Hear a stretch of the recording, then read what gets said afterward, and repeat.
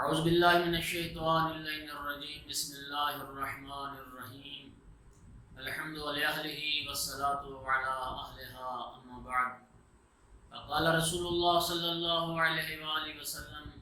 یا علی انت وشیتک هم الفائزون یوم القیامہ۔ انتہائی محترم ناظرین و سامعین گرامی قدر، مولا امیر المومنین علیہ السلام کے اصحاب باوفا اور حقیقی شیعیان وہ موضوع گفتگو ہیں، اور ان مولا کے ایک جانثار، ایک وفادار اور مخلص جو مولا کی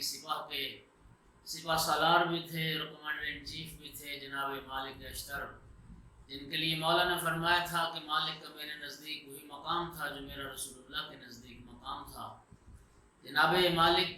اشتر کی شخصیت پر یہ گفتگو کا یہ 8واں سلسلہ ہے اور 8ویں قسط ہے۔ جنگ صفین کے اختتام کے بعد سن 38 ہجری میں جناب مالک اشتر پھر نصیبین چلے گئے، جہاں پہ امیر المومنین علیہ السلام کی طرف سے ایک نمائندے کے طور پر اور والی کے طور پر وہاں حکمرانی فرما رہے تھے۔ لیکن مصر میں چونکہ جناب امیر المومنین علیہ السلام نے جناب محمد ابن ابی بکر کو وہاں کا والی اور گورنر نامزد کیا تھا، جناب محمد جو جوان تھے بلکہ نوجوان تھے، اور جن کے لیے امیر المومنین نے یہ ارشاد فرمایا تھا کہ کان علی ربیبا وکان الی حبیبا، کہ محمد اگرچہ ابو بکر کی صلب سے تھا لیکن میرا بیٹا تھا، وہ میرا پروردہ تھا اور میری آغوش کا پلا تھا، اور محمد مجھے بہت محبوب تھا۔ لیکن مصر کے حالات جناب محمد بن ابی بکر کے کنٹرول میں نہیں آ رہے تھے۔ وہاں کی جو سازشیں تھیں، وہاں جو خوارج کی کوششیں تھیں، وہ حاکم شام کی جو مخالفت تھی، جناب محمد ابن ابی بکر اوضاع مصر پر تسلط نہ کر پائے اور کنٹرول نہ کر سکے، تو جناب امیر المومنین علیہ السلام نے جناب مالک اشتر کو مصر کے والی اور گورنر کے طور پر نامزد فرمایا۔ اور جناب امیر المومنین سمجھتے تھے کہ جناب مالک جو شجاع اور بہادر کے ساتھ ساتھ ایک انتہائی زیر ہوشیار ایک سیاستدان بھی ہیں، جیسے مالک کو شخصیت ہے جو مصر کے حالات کو کنٹرول کر سکتی ہے اور اس میں امن قائم کر سکتی ہے۔ جناب امیر المومنین علیہ السلام نے پھر خط لکھ کے جناب مالک اشتر کو نصیبین سے بلایا۔ اب دو روایات یہاں پہ موجود ہیں، ایک تو یہ ہے کہ جناب محمد ابن ابی بکر کے قتل ہو جانے کے بعد، ان کی شہادت کے بعد جناب نے مالک اشتر کو نامزد فرمایا، اور ایک روایت یہ کہتی ہے کہ نہیں، جناب محمد ابن ابی بکر ابھی وہیں تھے، زندہ تھے، اور انہیں معزول کر کے تو جناب مالک اشتر کو نامزد فرمایا۔ لیکن جو خط مولا امیر علیہ السلام نے نصیبین میں لکھا جناب مالک اشتر کو، اس خط کے جملے بھی بڑے خوبصورت ہیں، جن سے مالک اشتر کی جو عظمت تھی اور مالک اشتر کی جو حیثیت تھی امیر المومنین کی نگاہ میں جو ان کا مقام تھا، وہ ان جملوں سے واضح ہوتا ہے۔ مولا امیر المومنین علیہ السلام نے لکھا اما بعد فإنک ممن استظہر بہ علی اقامت الدین، اے مالک تو ان لوگوں میں سے ہے کہ میں دین کے معاملے میں جن سے مدد حاصل کرتا ہوں، دین کی سربلندی اور دین کو قائم کرنے میں، اقامہ دین میں جن افراد سے مدد لیتا ہوں، مالک تو ان لوگوں میں سے ہے۔ وَعَقْمَهُ بِنَخْوَةِ الْعَسِيمِ، اور مالک تو ان لوگوں میں سے ہے کہ جن سے میں مغرور کے سر کو نیچا کرتا ہوں اور مغرور لوگوں کے غرور کو خاک میں ملاتا ہوں، میں تیری مدد سے یہ کرتا ہوں، تو ان لوگوں میں سے ہے۔ وَأَصُدُّ بِهِ الثَّوَرَ الْمَخُوفِ، اور ریاست اسلامی کی وہ سرحدیں جو خوفناک ہیں، میں مالک تیرے ذریعے سے ان اسلامی سرحدوں کو بھی محفوظ بناتا ہوں اور مضبوط بناتا ہوں۔ وَقَدْ كُنْتُ وَلَّيْتُ محمد ابن ابی بکر مصر، میں نے محمد ابن ابی بکر کو مصر کا والی بنایا، مصر کا گورنر بنایا۔ فخرج علیہ خوارج، لیکن خوارج نے محمد کے خلاف قیام کیا۔ کان حدثن، محمد چونکہ ایک نوجوان تھے، لا علم له بالحروب، انہیں جنگوں کا اور سیاست کا چونکہ اتنا زیادہ تجربہ نہیں تھا، اس لیے وہ حالات کو وہاں کنٹرول نہیں کر پائے۔ اور فقدم علیہ، اب مالک تم میرے پاس جلدی پہنچو، لننظر فی امر مصر، تاکہ مصر کے معاملے میں ہم غور و فکر کریں۔ واستخلف علی عملک اہل الثقۃ والنصیحۃ من اصحابک،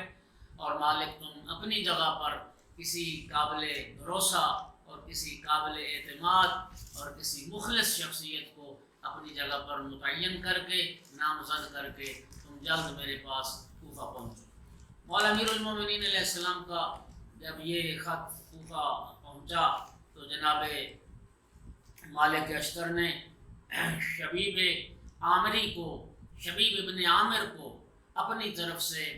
وہاں نصیبین کا گورنر متعین کر کے اور حاکم بنا کے مولا امیر المومنین علیہ السلام کے پاس کوفہ تشریف لے آئے۔ جناب امیر المومنین علیہ السلام نے جناب مالک اشتر کو کوفہ کے تمام حالات سے تفصیل کے ساتھ باخبر کیا اور مفصل حالات سمجھائے،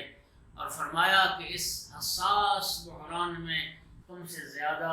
بہتر کوئی اور شخص ذمہ دار نہیں ہو سکتا، تم ہی وہ فرد ہو کہ جو ان حالات کو کنٹرول کر سکتے ہو، لہٰذا مولا نے فرمایا کہ میں تمہیں مصر کا گورنر نامزد کرتا ہوں، لہٰذا تم مصر جانے کی تیاری کرو، سختی اور نرمی دونوں کو ساتھ رکھو۔ ابن ابی الحدید معتزلی نے بھی جناب مالک اشتر کے متعلق جب کسی نے پوچھا تھا مالک کے بارے میں تو یہی کہتا تھا کہ مالک کوئی شخصیت تھی جن کے پاس سختی بھی تھی اور نرمی، اور دونوں چیزوں کے وہ مالک تھے، اور مالک اتنے دانا اور سمجھدار تھے، وہ سمجھتے تھے کہ سختی سے کام کہاں لینا ہے اور نرمی سے کام کہاں لینا ہے۔ جناب نے بھی یہی فرمایا، مالک سختی اور نرمی کو ساتھ رکھو، جہاں جس چیز کی ضرورت ہو اسی کو استعمال میں لاؤ۔ تو مالک اشتر مولا کی اطاعت میں ایک پختہ عزم اور ارادے کے ساتھ زاد و راحلہ تیار کیا، زاد سفر سواری تیار کی اور لے کر مصر کی جانب روانہ ہوئے۔ مومنین کرام، حاضرین و ناظرین، سامعین گرامی قدر، امیر المومنین علیہ السلام نے مصر کا جب گورنر نامزد فرمایا تو نامزد فرمانے کے بعد جو اہل مصر کو خط لکھا وہ خط نہج البلاغہ میں موجود ہے، اور اس خط کے جملے پڑھنے اور سننے سے تعلق رکھتے ہیں، اور اس خط سے بھی واضح ہوتا ہے کہ آقا امیر المومنین علیہ السلام کی نگاہ میں مالک کا مقام کیا تھا اور منزلت کیا تھی۔ مولا امیر المومنین کا وہ خط لکھا، بسم اللہ الرحمن الرحیم، سلام علیکم، اہل مصر کو سلام کیا، اور پھر حمد و ثناء پروردگار کی، اور حمد و ثناء کے بعد مولا کے پھر یہ جملے، اما بعد انی بعثت علیکم عبدا من عباد اللہ، اے مصر والو، میں اللہ کے ایک بندے کو تمہاری طرف بھیج رہا ہوں، اللہ کے بندوں میں سے ایک بندے۔ اور مومنین کرام، میں عرض کیا کرتا ہوں کہ کوئی شاید یہ سمجھے کہ یہ جو جملہ مولا نے فرمایا اس میں مالک کی کیا عظمت ہے، ہم سبھی تو اللہ کے بندے ہیں نا میرے دوستو، کہاں اللہ کے سبھی بندے ہیں، عبد خدا ہونا اور امیر المومنین جیسی ہستی کا مالک کے عبد خدا ہونے کی گواہی دینا، دوستو یہ بڑی عظیم بات ہے۔ ہم تو خواہشات نفس کے بندے ہیں، کوئی ہوا و ہوس کا بندہ ہے، کوئی کسی بندے کا بندہ ہے، کوئی دنیا کا بندہ ہے، کوئی اقتدار کا بندہ ہے، کوئی حکومت کا بندہ ہے، کوئی کسی بندے کا بندہ۔ اللہ کا بندہ ہونا، اللہ کا عبد ہونا، یہ تو وہ مقام ہے کہ ہر مسلمان دن میں کئی بار نماز میں پہلے سید الانبیاء کے عبد خدا ہونے کی گواہی دیتا ہے، پھر اللہ کا رسول ہونے کی گواہی دیتا ہے، اشہد ان محمدا عبدہ ورسولہ، ہم گواہی دیتے ہیں کہ محمد مصطفیٰ صلی اللہ علیہ وآلہ وسلم اللہ کے عبد بھی ہیں اور اللہ کے رسول بھی۔ میں کہتا ہوں مالک تیری عظمت کو سلام، تیرے عبد خدا ہونے کی گواہی علی دے رہے۔ امیر المومنین جیسی ہستی جس کے عبد خدا ہونے کی گواہی دے رہی ہو، اے اہل مصر، میں اللہ کے بندوں میں سے ایک بندے کو تمہاری طرف بھیج رہا ہوں، اور اس بندے کی خصوصیات کیا ہیں اور اس بندے کے خصائل کیا ہیں؟ فرمایا لا ینام ایام الخوف، یہ اللہ کا وہ بندہ ہے جسے خوف کے دنوں میں نیند نہیں آتی ہے، یہ خوف کے دنوں میں سوتا نہیں ہے۔ ولا ينقل عن الاعداء ساعة الروع، اور جب جنگ کے شعلے بھڑک رہے ہوتے ہیں، جب گھمسان کا رن پڑتا ہے، تو یہ اتنا مجاہد ہے کہ یہ دشمن کو پیٹھ دکھا کے میدان سے فرار نہیں کرتا، یہ میدان چھوڑ کے بھاگنے والا نہیں ہے اور دشمن کو پیٹھ دکھانے والا نہیں ہے۔ اشد علی الفجار من حریق النار، مصر والو یہ وہ شخصیت ہے جو فاسق و فاجر لوگوں کے لیے، جو گناہ کرنے والوں کے لیے آتش جہنم سے بھی زیادہ سخت ہے، جلانے والی آگ سے اور بھڑکنے والی آگ سے بھی زیادہ سخت۔ ابعد الناس عن دنس وعار، اور یہ وہ شخصیت ہے جو ننگوار سے بہت دور ہے، ننگوار جس کے قریب نہیں آ سکتی، یہ ننگوار کا سودا کرنے کے لیے راضی نہیں ہوتا۔ وما وہوا، اور کون ہے وہ؟ ہوا مالک ابن الحارث اخو مزحج، یہ مالک حارث کا بیٹا مالک ہے، دنیا اسے مالک اشتر کے نام سے جانتی ہے اور مزحج قبیلے سے اس کا تعلق ہے۔ مولا فرماتے فاسمعوا له واطیعوا امرہ، مصر والو میں تمہیں حکم دے رہا ہوں کہ مالک کی اطاعت کرنا اور مالک کی بات کو توجہ سے سننا، فیما طابق الحق، جو وہ حق کے مطابق کہے اور اس کی باتیں حق کے مطابق ہیں، اور مالک حق کے مطابق بات کرتا ہے تو تم مالک کی اطاعت کرو اور مالک کی بات کو توجہ سے سننا۔ فإنه سیف من سیوف اللہ، صاحب ذوالفقار کے جملے ہیں، فرماتے ہیں مصر والو مالک اللہ کی تلواروں میں سے ایک تلوار، اللہ کی تلواروں میں سے ایک تلوار ہے مالک اشتر، اور کیسی تلوار؟ لا قلیل الزبہ، فرمایا ایسی تلوار ہے جس کی دھار کبھی کند نہیں ہوتی، جس کی دھار پہ کبھی زنگ نہیں لگتا، ولا نابض ضریبہ، اور یہ ایسی تلوار ہے اللہ کی جس کا وار کبھی خطا نہیں جاتا، اور یہ ایسی تلوار ہے کہ جس کی ضربت کبھی بے اثر نہیں ہوتی۔ فإن أمركم أن تنفروا فانفروا،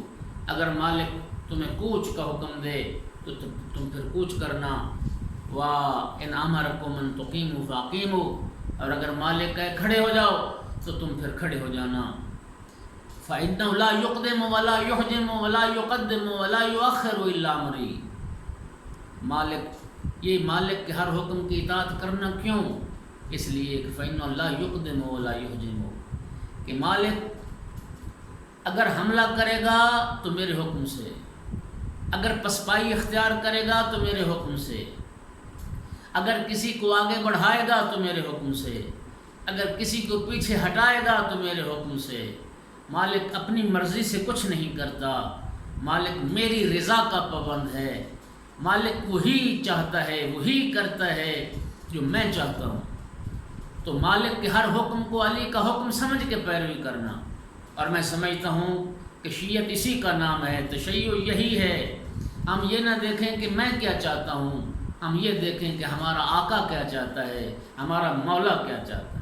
فرمایا مالک یہ سارے کام میرے حکم سے کرتا ہے۔ وَقَدْ آثَرْتُكُمْ بِهِ عَلَى نَفْسِي، یہ جملہ بھی بڑا خوبصورت ہے۔ فرماتے ہیں مالک کی مجھے بھی ضرورت ہے، لیکن میں نے تمہیں ترجیح دی ہے اپنی ذات پر، میں نے مالک کے حوالے سے تمہیں اپنی ذات پر ترجیح دی ہے، اور میں نے تمہارے لیے مالک کو بھیجا ہے لِنَصِيحَتِهِ لَكُمْ، اس لیے کہ مالک تمہارا بڑا خیر خواہ ہے۔ وَشِدَّةِ شَقِيمَتِهِ عَلَىٰ عَدُوِّكُمْ، اور مالک تمہارے دشمنوں پر بہت سخت۔ یہ خط امیر المومنین علیہ السلام نے مالک اشتر کو لکھا۔ مومنین کرام، مالک اشتر کی شخصیت آپ نے سنا، حاکم شام، امیر المومنین علیہ السلام پہ سب و شتم کو اس نے حکم دیا تھا، خود بھی مولا کو گالیاں دیتا تھا، اور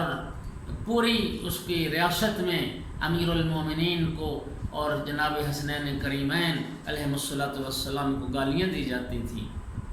سب و شتم کیا جاتا تھا، لعن کیا جاتا تھا۔ نماز کے قنوت میں مولا امیر المومنین پر لعن کرتے تھے۔ ان کا جمعہ کا خطبہ مکمل نہیں ہوتا تھا جب تک وصی رسول اور فرزندان رسول کے خلاف یہ زبان درازی نہ کریں اور ان پہ لعن نہ کی جائے۔ جناب مالک اشتر وہ شخصیت تھی کہ امیر المومنین اور جناب حسنین کریمین کے بعد حاکم شام نے حکم دے رکھا تھا کہ اپنے قنوت میں اور اپنی دعاؤں میں مالک اشتر پر بھی لعن کی جائے اور عبداللہ ابن عباس پر بھی لعن کی جائے۔ تو یہ معاویہ کے طرفدار اور شیعیان معاویہ جناب مالک اشتر پر بھی لعن کرتے تھے اور جناب عبداللہ ابن عباس پر بھی لعن کرتے تھے۔ مالک اشتر وہ شخصیت تھی جنہوں نے حاکم شام پر عرصہ حیات تنگ کر رکھا تھا، اور مالک اشتر معاویہ کی آنکھ میں کانٹے کی طرح چبھتا تھا، خار کی طرح چبھتا تھا، اور اس قدر پریشان تھا حاکم شام جناب مالک اشتر کے وجود سے کہ اس نے شام والوں سے کہا کہ دعا کی محافل برقرار کی جائیں اور مل بیٹھ کے سارے اجتماعی مالک اشتر کے لیے بد دعا کرو، اس کے موت کی دعا کرو کہ مالک مر جائے۔ تو وہ شام والے لوگ مالک اشتر کا نام لے کر مالک اشتر کی نابودی کے لیے رب کی بارگاہ میں استغاثہ کرتے تھے اور دعا کرتے تھے۔ مالک اشتر اور جناب عمار یاسر یہ امیر المومنین علیہ السلام کے دونوں عظیم وفادار ساتھی تھے، دونوں عظیم ولایت کے عاشق تھے، راہ ولایت کے اس راہ ولایت پر چلنے والے تھے، اس راہ ولایت کے پیروکار تھے، اور دونوں آپس میں بہت گہرے اور صمیمی دوست تھے۔ ہم فکر تھے، ہم ذکر تھے، ہم رزم تھے، ہم بزم تھے، ہم عقیدہ تھے، اور دونوں بڑے عظیم اور پختہ ارادے کے مالک تھے۔ دونوں کے دونوں بہت دشمن شناس تھے، اور دونوں بہت بہادر جری اور تجربہ کار مجاہد اسلام تھے اور اسلام کے سپاہی تھے۔ یہ دونوں شخصیات مولا امیر المومنین کے دو ہاتھ تھے جنہوں نے امیر المومنین علیہ السلام کی ہر میدان میں اور ہر حال میں اور ہر جگہ پر جناب امیر المومنین کی نصرت فرمائی اور امیر المومنین کی مدد کی۔ جنگ صفین میں جناب عمار یاسر کی شہادت نے جہاں امیر المومنین کے دل کو داغدار کیا، جہاں امیر المومنین کو سوگوار بنایا، وہیں پہ جناب مالک اشتر کو بھی داغدار، ان کے دل کو داغدار انہیں سوگوار کر دیا اور انہیں غمزدہ کر دیا۔ جہاں امیر المومنین کے دل کو زخم لگے وہاں پہ مالک اشتر کے دل کو بھی زخم لگے۔ لیکن جناب عمار یاسر کی جنگ صفین میں شہادت سے مالک کے حوصلے پست نہیں ہوئے، بلکہ جناب عمار یاسر کی شہادت نے جناب مالک کو اور حوصلہ دیا، ان کا اور جذبہ بڑھا، ان میں اور روحانی اور معنوی قوت اور طاقت پیدا ہوئی۔ تاریخ لکھتی ہے کہ جناب عمار یاسر کی شہادت کے بعد جو جنگ کے جوہر مالک اشتر نے دکھائے ہیں وہ پہلے پوری جنگ میں نظر نہیں آتے۔ جناب مالک اشتر کے حملوں میں وہ شدت آ گئی تھی اور وہ تیزی آ گئی تھی اور وہ سختی آ گئی تھی جو پہلے زندگی بھر کبھی نظر نہیں آئی۔ یہ جوش، یہ قوت اور یہ طاقت جناب عمار یاسر کی شہادت نے انہیں عطا کی تھی، اور یقیناً جب دشمنان خدا و رسول اور دشمنان امیر المومنین کی گردنیں کاٹ رہے ہوں گے اور جب ان کے ناپاک خون سے اس زمین کو سیراب کر رہے ہوں گے تو یقیناً عمار یاسر کی روح پرفتوح بھی اس سے خوش ہو رہی ہوگی اور شاد ہو رہی ہوگی کہ مالک کس طرح سے عمار یاسر کی شہادت کا انتقام لے رہا ہے ان سے۔ اور مومنین کرام، مالک اشتر کی شخصیت وہ شخصیت ہے کہ علامہ سید محسن امین عاملی نے ایک اہل سنت عالم استاد احمدی جندی سے یہ نقل کرتے ہیں، کہتے ہیں کہ تاریخ اسلام کی ایک فرزانہ اور عظیم شخصیت تھی مالک، لیکن تاریخ نے ناانصافی کی ہے مالک کے ساتھ۔ ان کی جرأت و بہادری اور شجاعت اور ان کی قہرمانی کے قصے تو کچھ آ گئے، بیان ہو گئے، لیکن مالک اشتر ایک کامل انسان تھے، ایک جامع جمیع صفات ذات تھی جو جامع فضائل و کمالات تھے۔ جناب مالک صرف شجاعت کے نہیں،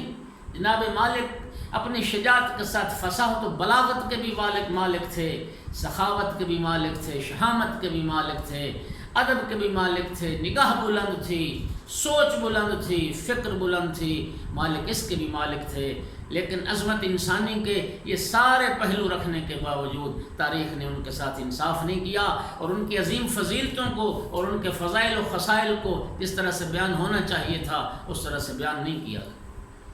اپنے سلسلہ کلام کو ختم کرنے سے پہلے آخری بات جو مالک اشتر کی عظمت کو واضح کرتی ہے، امام جعفر صادق علیہ السلام سے یہ روایت ہے کہ جب امام زمان اجل اللہ فرجہ الشریف جب ظہور ہوگا امام مہدی کا، تو پشت کوفہ سے 27 افراد آ کے جناب امام صاحب العصر کے لشکر میں شامل ہوں، اور ان 27 افراد میں سے 15 افراد امام صادق فرماتے حضرت موسیٰ کی امت میں سے ہوں گے، اور 7 افراد اصحاب کاف ہوں گے جو لشکر امام زمانہ میں شامل ہوں گے، اور باقی جو 5 شخصیات ہیں ان میں ایک جناب سلمان فارسی ہوں گے، ایک جناب شمعون جو حضرت عیسیٰ علیہ السلام کے وصی تھے وہ بھی لشکر امام زمانہ میں شامل ہوں گے، اور ان 5 میں سے تیسری شخصیت جناب ابو دجانہ انصاری کی ہے، وہ بھی لشکر صاحب الزمان میں شامل ہوں گے، جناب مقداد ابن اسود لشکر صاحب الزمان میں شامل ہوں گے، اور 5ویں شخصیت امام صادق علیہ السلام فرماتے ہیں جو امام زمانہ کے لشکر میں شامل ہوں گے، اور امام زمانہ کے ظہور کے بعد وہ جناب مالک اشتر ہوں گے، مالک اشتر، اور فرمائے یہ شخصیت فیقونون بین یدیہ انصارا و حکاما، یہ امام صاحب العصر کے ناصر و مددگار بھی ہوں گے، اور حکومت امام صاحب العصر کے دوران یہ مختلف علاقوں کے حاکم بھی ہوں گے، اور یہ وہ شخصیات ہیں۔ اس سے ہمیں بھی ایک درس ملتا ہے کہ کتنی عظیم صفات کے مالک ہوں گے جو لشکر امام زمان میں شامل ہوں گے، جہاں مالک اشتر جیسی ہستی جنہوں نے پہلے امام کی بھی زندگی میں امام کی نصرت کی، امام کا ساتھ دیا، امام کی حکومت کو قائم کرنے میں مدد کی، آخری امام جب ظہور فرمائیں گے تو ان کے بھی ناصر اور مددگار بن کے امام صاحب العصر کے لیے، ان کی نصرت کے لیے جناب مالک اشتر بھی آئیں گے۔ خدا اہل ایمان کو وہ دن دکھائے جب یوسف زہرا کا ظہور ہو جائے، دنیا عدل اور امن اور انصاف کا گہوارہ بن جائے۔ وہ کسی شاعر نے کیا خوبصورت کہا تھا، 2 مصرے کہے تھے کہ منتقل نسل میں کر جاؤں گا آنکھیں اپنی، میں رہوں یا نہ رہوں مولا کی زیارت ہوگی۔ وآخر دعوانا ان الحمد للہ رب العالمین۔